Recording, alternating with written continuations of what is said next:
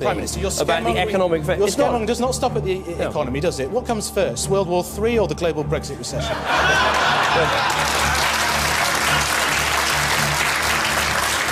The world is changing with accelerating speed. To lead in shaping a new world order for the 21st century. We don't want a nuclear war! We don't want a killer war! We don't want a nuclear war! We don't want a killer war! This week, U.S. Defense Secretary Ashton Carter accused Russia of nuclear saber-rattling. He promised to counter what he described as Russian aggression by increasing military buildup through NATO's presence near Russia. NATO, a key aspect of U.S. security policy. Now, the Baltic Sea region is quickly becoming a friction point between Russia, NATO, and the U.S., with NATO military exercises underway and a lot of close encounters. I was joined earlier by James Carden, Washington correspondent for The Nation magazine. He started by telling me for what NATO is preparing. It was recently announced that NATO is going to be sending in 4,000 troops to Lithuania and Poland as part of the European Reassurance Initiative. That's a $3.4 billion initiative designed ostensibly to reassure our NATO allies in light of what has been happening in eastern Ukraine. In addition to that, the United States has sent in the USS Donald Cook, which is a missile-class destroyer about 50 miles away from Kaliningrad. Now, Kaliningrad, a lot of Americans don't know, is a Russian port between Poland and Lithuania, and they have a major naval base there. And so the effect of these maneuvers by the United States and NATO has been to increase tension in the region. So what exactly is the aggression that they're worried about? I mean, this is a lot of militarized presence that they're gearing up for. Yeah, what they claim to be very worried about is a repeat of what has happened in eastern Ukraine. The entire Europe must calm down in the knowledge that the Pentagon would do anything in order to protect Europe from Russia. On Monday, the Pentagon deployed a pair of F-22 fighter jets to southeast Romania in an effort to deter hypothetical Russian aircraft. The U.S. Air Force aircraft arrived at the air base on the Black Sea, less than 400 kilometers away from the Russian military stronghold of Sevastopol on the Crimean Peninsula. The U.S. Air Force has deployed F-15 Eagle air superiority fighter aircraft to Iceland and the Netherlands. Several NATO countries as well as non-members, such as Finland and Sweden, are sending planes to Estonia for the first massive Air Force exercise to feature civilian airport aimed at training for interception of aircraft losing contact inside Finnish airspace. The two-day exercise called Ramstein Alo 1 will kick off at the Estonia's Amare Air Force Base next Thursday. It will be involving warplanes and air crews from Belgium, Spain, and Poland, as well as non-NATO members such as Finland and Sweden.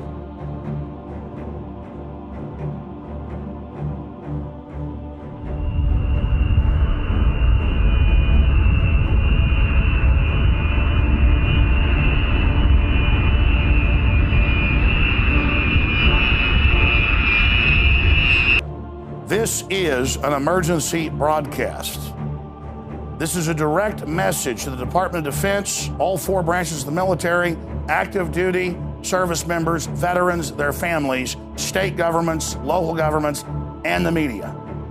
We are going to display 100% irrevocable proof that there is a global move, not just here, but all over the world, to militarize police and to put standing armies on the streets to suppress the population and to carry out political operations.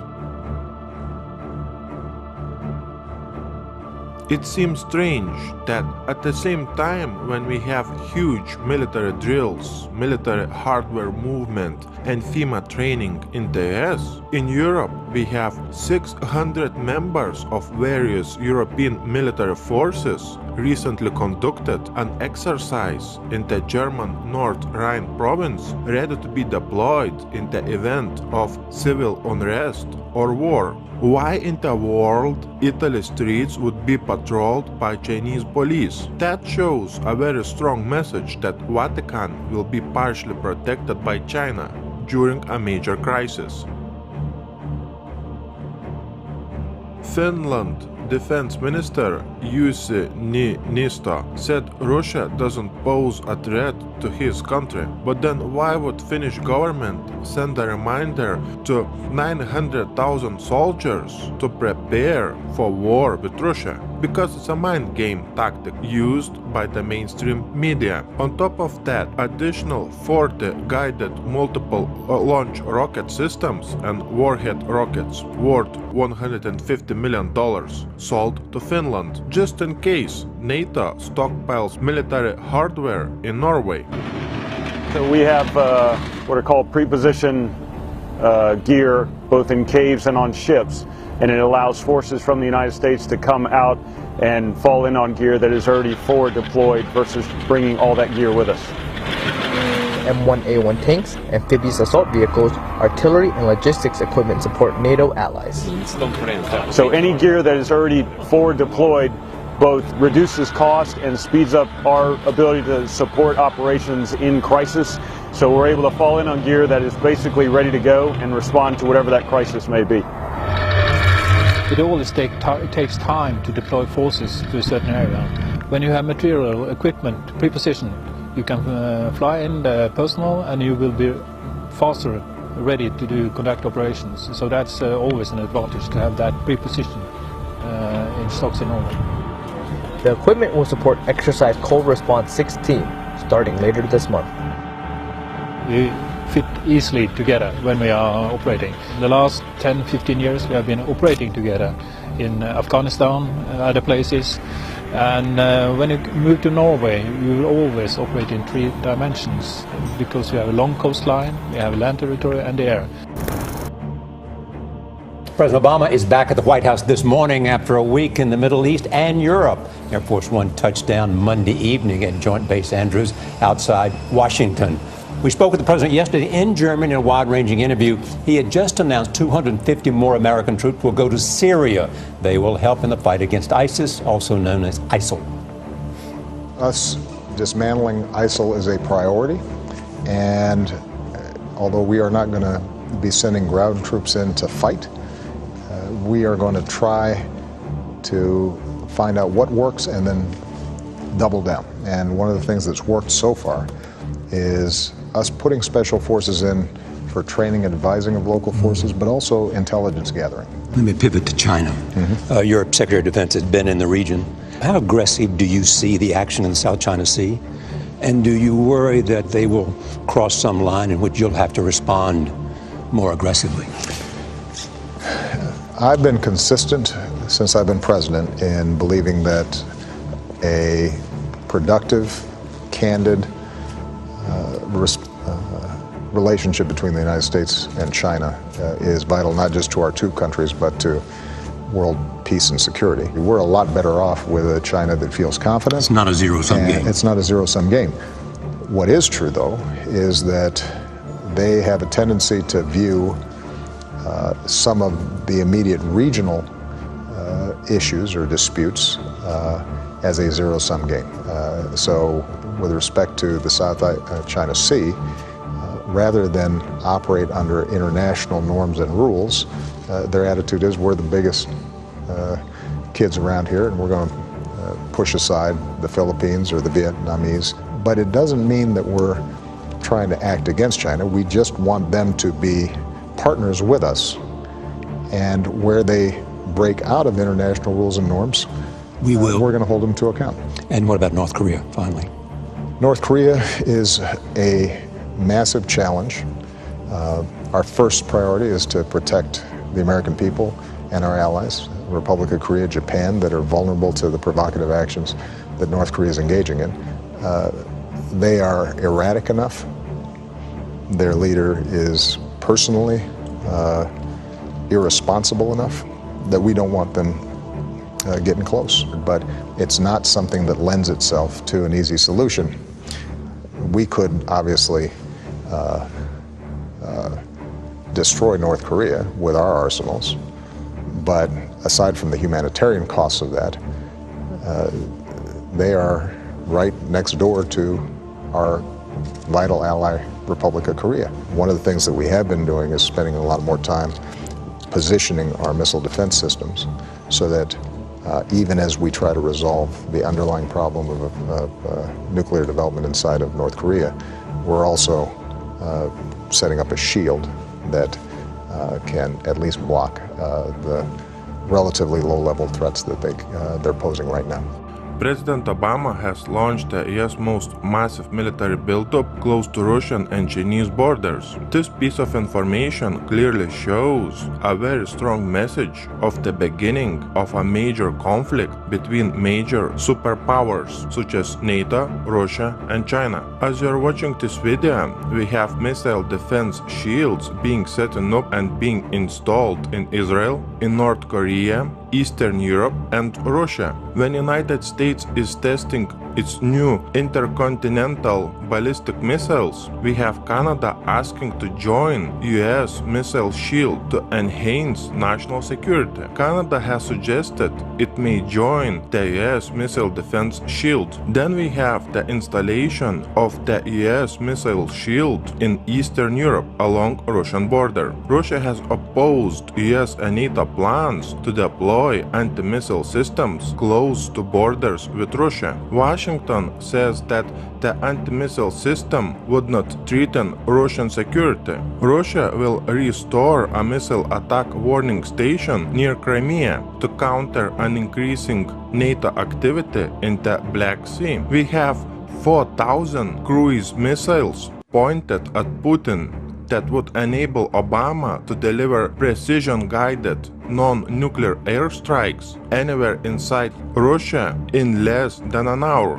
When Putin calling Obama's new missile shield in Eastern Europe along Russian border a direct threat, we have Poland setting up a new missile shield, and then we have Romania setting up a new missile shield. We have US anti-missile base in Poland put by Obama, and in Kaliningrad we have Putin threatening to put nuclear missiles there. We have Putin activating S-400 defense systems all around Russian border with Eastern Europe, and we have nuclear missile systems patrolling Moscow streets. We have Norway and the US planning to establish a new military radar post in Vardø, Finnmark, in addition to the already existing U.S. Globus 2 radar system. Let me show you on the map where all the missile defense shields are being set up and being installed in Eastern Europe. Just look at this map.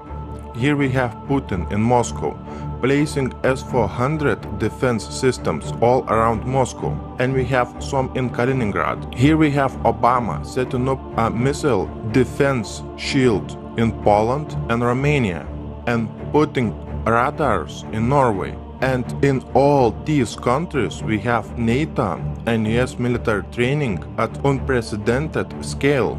Watch my new video on military training and military hardware movement by Putin and by Obama in these countries. The link to my new video, as always, will be below in the description box.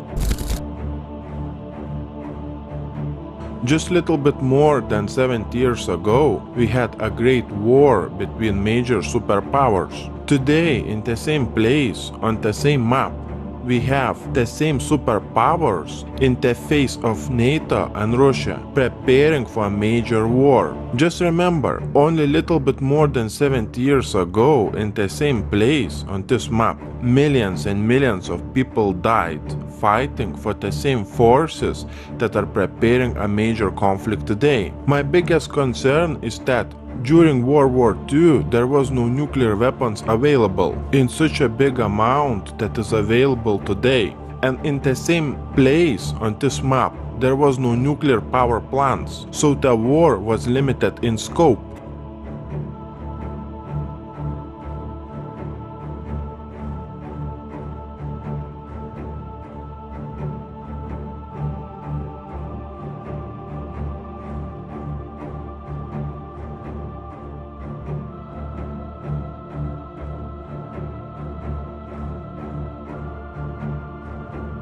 While the Allied forces lost hundreds of thousands of citizens during the course of the conflict, at least 27 million Soviets were killed during what's known in Russia as the Great Patriotic War. The Eastern Front also proved the deadliest for Nazi Germany, with 74% of their war deaths occurring there. Almost every single Soviet family suffered the horrors of this war. Only 37% of all men drafted to the front line survived till the end of the conflict. Now I want you to pay close attention to this information. Washington continues to prepare a global strike, according to the Deputy Foreign Minister of the Russian Federation. The United States continue its destabilizing activities. This includes the creation of a global missile defense system, the continuation of the development of tools capable of inflicting a disarming strike without using nuclear weapons. The Rapid Global Attack System of the United States provides the establishment of a hypersonic system which will be able to apply high-precision non-nuclear strikes from American territory at targets on Earth within an hour. This system will cause a non-nuclear strike, disarming strategic nuclear forces, including those of Russia. 24 generals from 13 NATO countries gather in Latvia to train joint operations. We are prepared to fight and win if we have to. NATO's focus will expand from assurance to deterrence, including measures that vastly improve NATO's overall readiness. Lithuania is hosting large-scale military exercises involving the country's forces as well as soldiers from other NATO member states. Another Baltic state, Estonia, started a major military drills involving NATO troops in the country's regions near the Russian-Estonian border. NATO is deploying an additional 4 battalions of 4,000 troops in Poland and the 3 Baltic states. Do you remember when we had in the news saying that NATO would deploy 4,000 troops to the Baltic states? And when the next day that figure increased to 40,000 NATO troops being deployed to the Baltic states. Poland is set to double size of its armed forces. The Polish army will be bigger. We envision a substantial increase in the size of the army by at least 50%. Poland's armed forces, which currently have around 95,000 personnel, would grow to 150,000 personnel. Poland launched an ambitious 10-year defense project aimed at upgrading its military forces. According to Deputy Defense Minister Czesław Mroczek, in April 2016, Poland would choose a supplier of anti-missile defense system, which will reportedly cost around $10 billion. In total, Poland was planning to spend around $42 billion on its military upgrade over the next 10 years. Poland's military modernization program includes a missile defense shield, anti-aircraft systems, submarines, combat drones, armored personnel carriers. The Georgian army has begun the 2-week Nobel partner military exercises together with American and British forces. We're already going under a form of martial law. So let me show you some of the news we already went to in an earlier report. Then I'll go to a smattering of the other evidence right here. Much of it from the Department of Defense's own website. You have massive military gear being cached, armored vehicles, machine guns, helicopters, night vision, Humvees, with the police departments around the country. California has gotten the majority of it, along with Oklahoma and other areas to population. Texas has gotten double what California's gotten, and we have 10 million less than them. Oklahoma got basically double what California got, even though the crime rates are very low, because it's about suppressing the patriot population, just like they have on the map in Jade Helm showing Texas, Utah, and other areas as hostile. This is pre-caching to fight real Americans that won't go along with gun confiscation, you name it. Now, when you see Infowars.com articles I'm going to show you, you can go directly to the site, click on it, and go to the Department of Defense's site. DoD training manual, extremist founding fathers would not be welcome in today's military. Close quote. Army-sponsored report suggests new police force. That's WorldNet Daily. What's that out of? A stability police force for the United States, RAND Corporation. This is the martial law plan that I've been covering for 18 years. War gear flows to police departments, New York Times. Feds preparing to invade Texas, list state as hostile. They are preparing, not saying they're going to invade or take over. They are preparing for the takeover.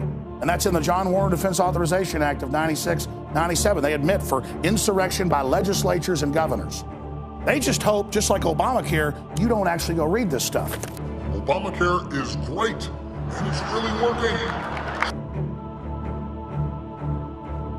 We have to make sure America writes the rules of the global economy. Because if we don't write the rules for trade around the world, guess what? China will.